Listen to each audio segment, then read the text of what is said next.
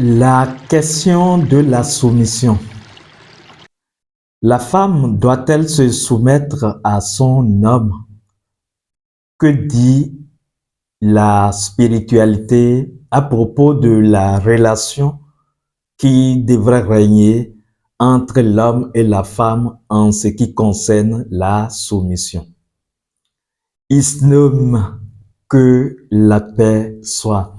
Chers amis, bienvenue dans Chinji. Bienvenue dans la lumière flamboyante. Soleil 4, 3, 2, 0, je suis. Je ne suis pas là pour donner de leçons.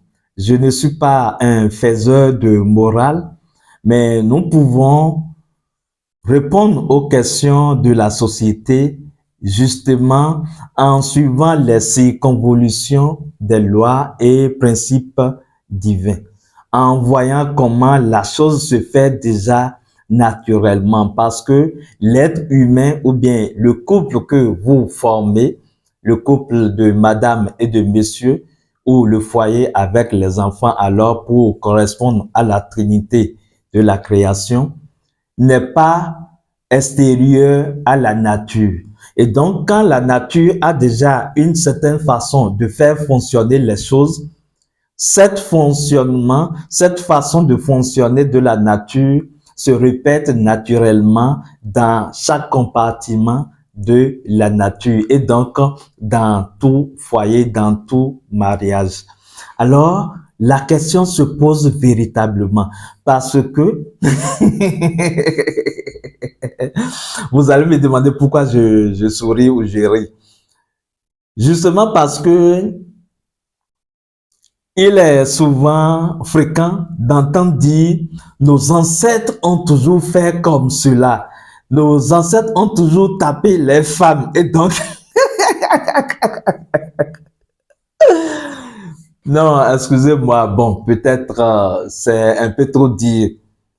Mais ce n'est pas parce que vos ancêtres ont toujours fait quelque chose que vous êtes obligé de le faire comme ça. D'accord? Alors, la question de la soumission. Si vous voyez un couple, un mariage qui tient, soit la femme est soumise à son homme, soit les deux ont travaillé sur eux-mêmes et ont trouvé un compromis. Je répète, si vous observez bien autour de vous, le couple ou bien le mariage qui tient dans le temps, qui dure dans le temps, c'est les couples dans lesquels soit la femme accepte sa position de femme et se soumet à son homme,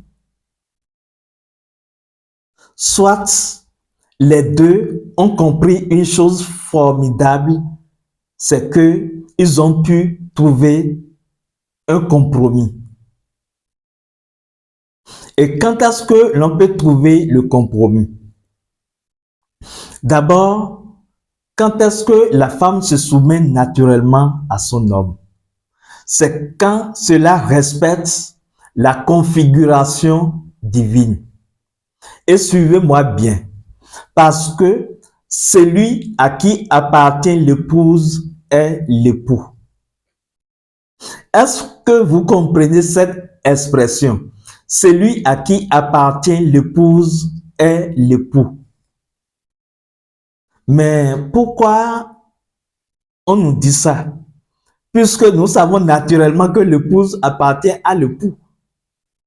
Ou bien, c'est le mari qui a une femme, donc l'épouse appartient à l'époux. Mais si on le dit, ou si les écrits bibliques le disent, c'est justement parce que l'épouse et l'époux dont il s'agit ici ne sont pas physiquement. Donc, il ne s'agit pas d'une appartenance physique, parce que physiquement, personne n'appartient à son prochain. Donc, il s'agit alors d'une symbolique qui montre ce que l'âme représente pour l'esprit. L'esprit est l'époux et l'âme est l'épouse. Et vous allez constater, pour ceux qui travaillent sur leur âme, vont constater généralement que l'âme se présente à eux dans les expériences sous la forme généralement féminine. Parce que l'âme joue le rôle de l'épouse. Et l'âme fait quoi? L'âme occupe quelle position par rapport à l'esprit? L'âme occupe la position de l'âme reçoit de l'esprit et l'âme transmet. L'âme reçoit de l'esprit et l'âme manifeste. L'âme se soumet naturellement à l'esprit. Parce que l'âme reçoit de la lumière de l'esprit pour faire agir et mouvoir le corps. Donc, l'âme est dans une position de réceptivité. L'âme accueille et l'esprit donne. C'est comme les deux bonnes, plus et moins. L'un donne et l'autre reçoit. L'autre reçoit et transmet. L'autre reçoit et manifeste. Dans la représentation terrienne, l'homme représente l'esprit et la femme représente l'âme. Bien sûr, la symbolique se trouve déjà également dans le foyer, dans le mariage. Et naturellement, vous allez constater que c'est comme ça. Quand la femme se soumet à l'homme, il y a une forme d'harmonie. Mais quand la femme n'arrive pas à se soumettre, cela crée certaines choses. Mais est-ce que vous savez que toutes les femmes ne peuvent pas se soumettre à leur homme? Est-ce que vous savez que il y a également des hommes qui n'ont pas besoin de la soumission d'une femme?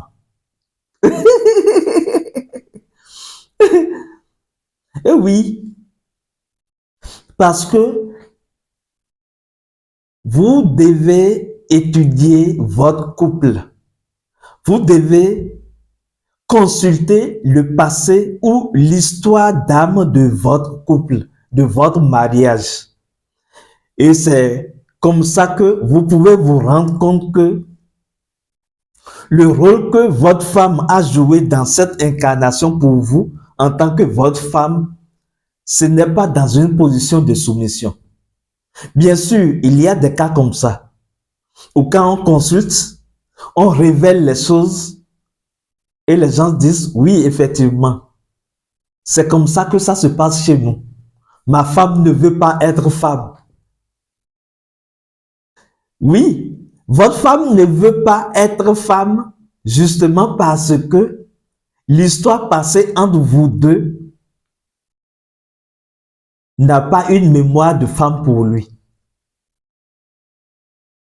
Imaginez que dans une incarnation passée, celui qui est venu sous la forme d'une femme était l'homme et l'homme était une femme. Parce que à travers les incarnations, l'âme n'a pas de sexe et donc peut prendre un corps masculin ou féminin. Donc, les âmes peuvent se donner rendez-vous et se retrouver dans une nouvelle incarnation alors que les rôles ont un temps changé. Et celui qui était l'homme, le mari, devient femme. Celui qui était femme devient le mari. Donc, dans cette configuration, par exemple, vous allez constater que la femme va vouloir, par sa mémoire d'âme, va vouloir toujours garder sa position d'homme, alors que les choses ont déjà changé. Et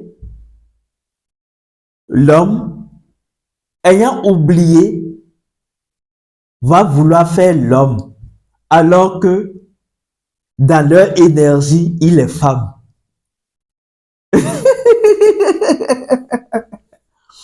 Si je vous le dis, c'est parce que la chose m'est arrivée une fois où j'ai rencontré une dame qui, dans une vie passée, n'était pas une femme. Et alors, un problème s'est créé. Il s'est créé un petit souci.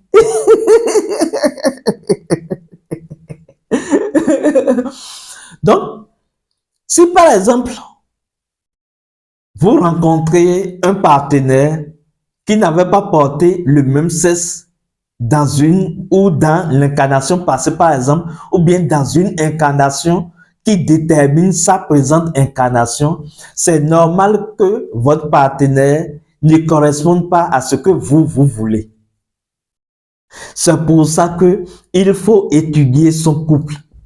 Vous devez consulter l'histoire d'âme de votre couple et savoir qu'est-ce que vous avez été l'un pour l'autre. Et quand vous le savez, vous saurez alors quel compromis établir. Qu'est-ce que vous pouvez accorder à l'autre? Parce que le fait de comprendre même la chose fait que l'on ne souffre plus. Je vous donne un exemple très simple. Même vous êtes homme, mais vous consultez et alors dans votre histoire d'âme, vous constatez que votre femme était dans une incarnation passée récente qui détermine sa présente incarnation, était un homme.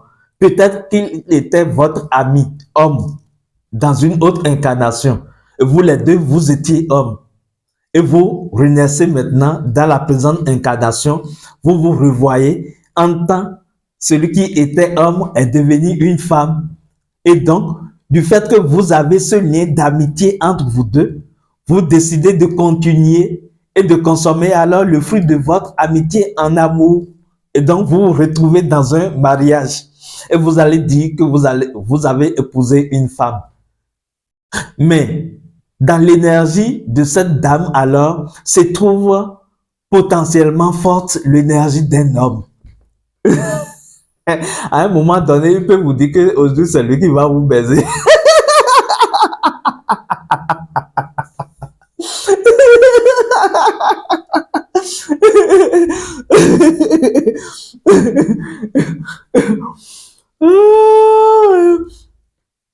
Au fait, l'âme joue. L'âme aime de ces jeux parce que l'âme, c'est ce qui change. L'âme, c'est le mouvement. L'âme est le dynamisme de l'esprit. L'âme est dans cette dynamique.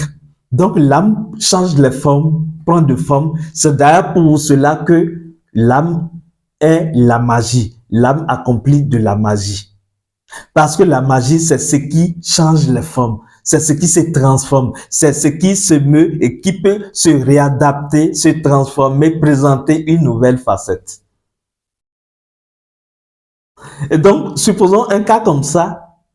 Si vous consultez, si vous étudiez votre histoire d'âme qui détermine votre couple, vous allez comprendre alors que, attention, vous avez à traiter votre partenaire comme ceci pour que la paix règne, pour qu'il y ait l'harmonie. Le fait de comprendre ouvre l'esprit en fait. Si vous ne comprenez pas l'énergie à l'arrière-plan des comportements de l'autre, vous ne saurez pas comment vous devez vous comporter. Vous ne saurez pas comment vous devez accepter l'autre. Si vous décidez d'accepter pour accepter, ça peut vous faire souffrir. Parce que pour accepter l'autre, sans comprendre, vous êtes obligé de faire taire ce que vous voulez. Et là, ça fait souffrir. C'est comme si vous mentez à vous-même ou c'est comme si vous acceptez quelque chose que vous ne pouvez pas supporter.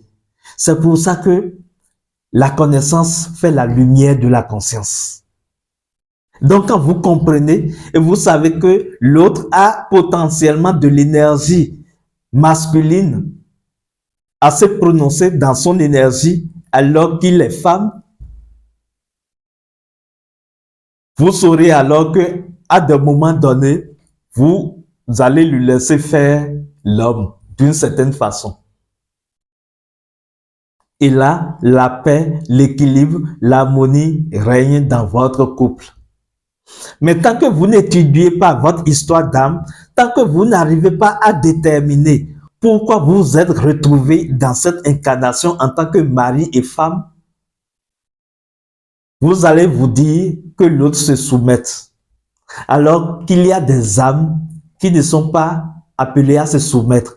Il y a certaines personnes qui ne sont pas vraiment disposées à se soumettre. Elles vont faire l'effort, mais ça ne va pas donner le résultat. Sinon, de façon générale et naturellement, suivant le principe divin, la femme se soumet à son homme. Il n'y a même pas question d'égalité qui se pose dans un foyer. Oui, parce que vous parlez d'égalité quand vous comparez, alors que on ne compare pas. Dans un foyer, l'on ne doit pas comparer. Chacun joue son rôle et les deux s'unissent et forment l'unité. C'est 1 plus 1 égale 1. C'est cette mathématique-là qui marche en couple.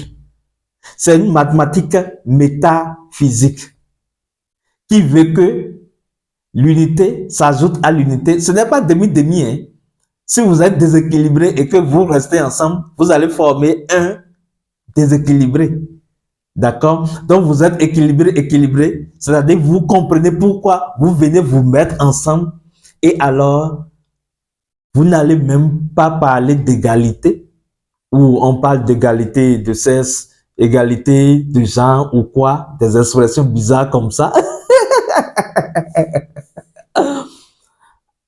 Alors qu'il faut comprendre l'éthique spirituelle qui équilibre le foyer, qui équilibre et harmonise le mariage. Et ça, cela se trouve dans le fait de, si votre épouse arrive naturellement et facilement à se soumettre à vous, vous avez gagné. Si ce n'est pas le cas, même si c'est le cas, étudiez quand même votre histoire d'âme. L'histoire qui vous a fait retrouver dans cette nouvelle incarnation. Parce que c'est possible que dans votre position d'homme, vous voulez la dominer. Parce que dire que la femme se soumet à l'homme ne signifie pas que l'homme domine sa femme, non. Non.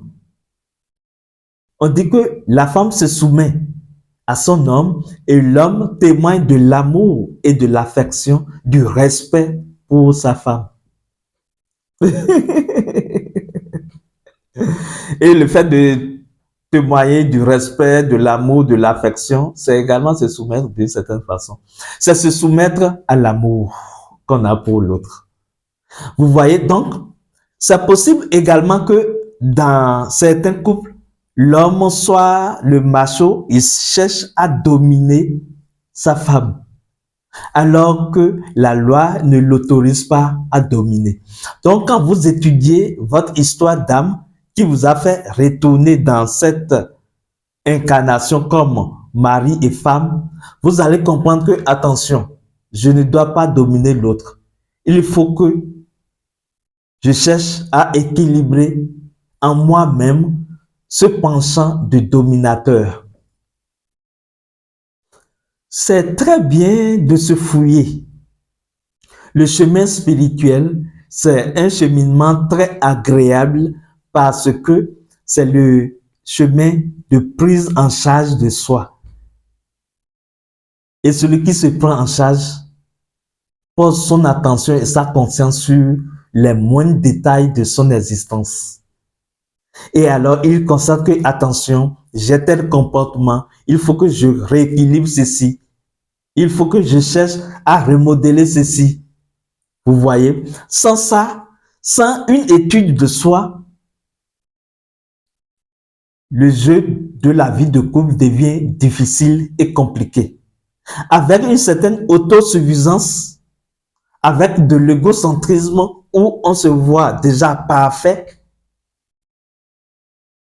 le couple ne tient pas longtemps.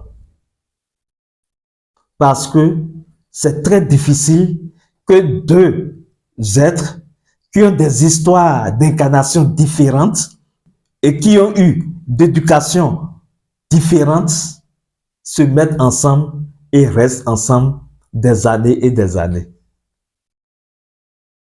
Dire que nos ancêtres ont fait ceci ne vont pas les aider à tenir longtemps. Ce qui les aide, c'est lier les énergies en place et créer l'équilibre dans ces énergies.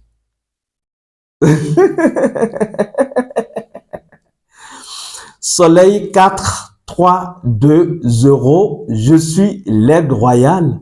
Je suis la lumière flamboyante. Isnome, que la paix soit.